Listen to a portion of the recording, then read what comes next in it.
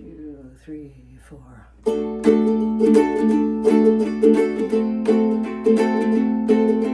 You keep saying you got something for me, something you call love, but confess you've been a-messin where you shouldn't have been a-messin, and now someone else is getting all your best. These boots are made for walking, that's just what they'll do. One of these days these boots are gonna walk all over you.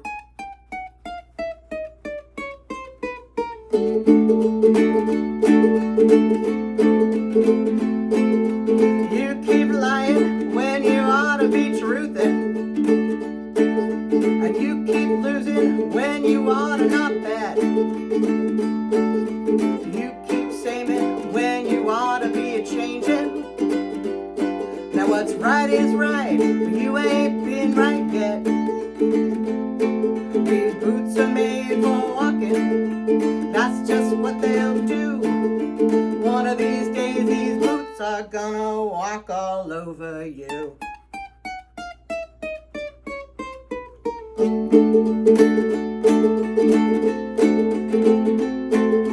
You keep playing where you shouldn't be playing, and you keep thinking that you never get burned. Ha!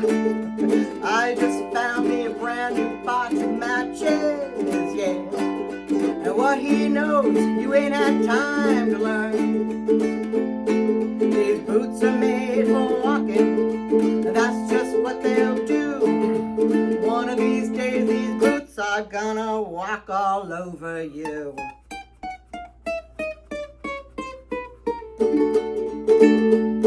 Are you ready, boots? Start walking. There you go. That was These Boots Are Made for Walking, straight from the chord charts of the Morristown Uke Jam. And on the Morristown Uke Jam website, there are hundreds of ukulele chord charts for all kinds of songs, each with a link to a video tutorial, and it's all for free. And if you're ever near Morristown, New Jersey, on the first Wednesday of every month, come and play with us. You can find the information about where we'll be meeting on the Morristown Uke Jam meetup site. So that was These Boots Are Made for Walkin', a big hit for Nancy Sinatra in 1965. And the original is 3 steps up from where I played it. So if you want to play along with Nancy's recording, you would want to capo it on the 3rd fret, and then just play the chords that are on the chord sheet, and then you'll be in good shape there. It's a really great beginner song because it has only 5 chords that most beginners learn right away, and the changes between the chords are fairly simple also. The only hard part to the song, and you can see that's why I have my stunt man here helping me out, is with this chromatic step down, which is just fabulous on the ukulele because in the recording it's played on a big string bass and it sounds boom, boom, boom, boom, boom. It sounds really ominous, and it sounds like, you know, Nancy's going to be walking out on this loser, liar, cheater with this, you know, these big steps. And on the ukulele, you're on this little tiny A string, just making these little tiny steps, and it just sounds so adorable and cute.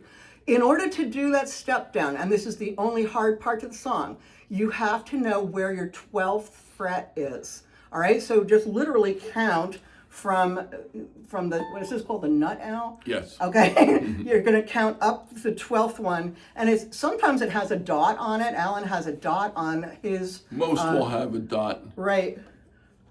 You see where my finger is? There's a dot there for guidance. Right, and I don't have a dot, I have a flower, go figure. So, you know, every ukulele is different, but find that 12th fret, and then it's going to be done on the A string, which is the string closest to your feet, which is the highest sounding string on a ukulele. And so, Alan, why don't you explain how you do that chromatic step down?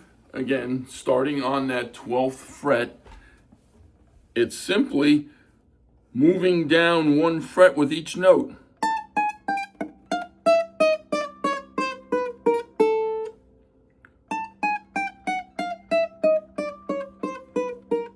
And then back to the D chord. And that's the only other hard part is when you get to that final fret here, you have to immediately go to a D chord because it's just the next beat of the song. So that's the only real trick to it. But once you nail it, it's just a great part of the song. And just one other note, Roberta was talking about how on the recorded version it's a low bass. And obviously this is far from a low bass. If you have a low G uke like I'm holding here, Roberta, hit your high G. Most ukes have the G like that. This is a low G uke. If you happen to have one, you can do this a whole octave lower.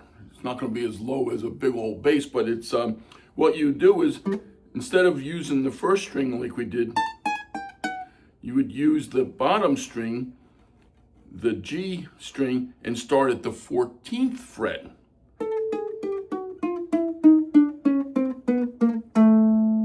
So it's just an octave lower. So it's just an option if you happen to have a low G uke. I love the sound of it on the A string, though. It just sounds like little tiny tiptoes, and it just makes a song kind of hilarious if you're familiar with the original. So the only chords in the song, it starts on a D, which is simply 2-2-2-0. So you have your index finger on the 2nd fret of the top string, which is your G string, and then you have your middle finger on the 2nd fret, and your ring finger on the 2nd fret, and then leave the string closer to your feet, the A string, leave that empty, and that's your D chord. I go from a D to a D7 very easily by just lifting up my middle finger, and that gives you 2-0-2-0, and that's a D7. From G7 is a 0-2-1-2. 0-2-1-2, that'll give you your G7 chord. And then you have an F chord, which is a nice easy one, 2-0-1-0. 2-0-1-0 is your F chord. And that one, in the chorus, it goes, these boots are made for walking. It goes from an F to a D minor. All you have to do from that F chord is lay your ring finger down on the 2nd fret of the 2nd string from your face, and that gives you your D minor. So just 5 chords.